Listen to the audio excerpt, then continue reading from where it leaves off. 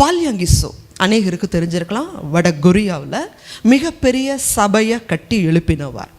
அவருடைய ஆதி நாட்களில் ஆண்டவர் மேலே வாஞ்சையானவர், ஊழியத்தை அதிகமாக பாரம் எடுத்து இரவு பகலாக செய்தவர். அவருடைய பிரதானமான விஷன், அவருடைய தரிசனமே அவருடைய சபையில் 10 லட்சம் பேர் இருக்கணும் அப்படிங்கிறதுக்காக அயராது பாடுபட்டார்.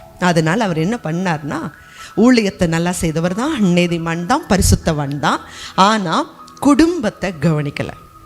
அதனால் அவங்க மனைவி அவர்கிட்ட கோச்சிட்டு அவங்க அம்மா வீட்டுக்கு போயிட்டாங்க. அவர் சோர்ந்து போய் துக்கமாக இருந்தார்.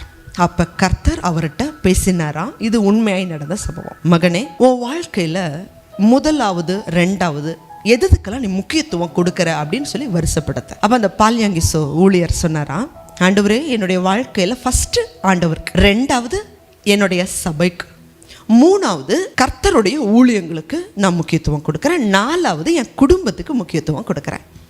அப்போ ஆண்டவர் சொன்னாரா, மகனே, இதுதான் தப்பு.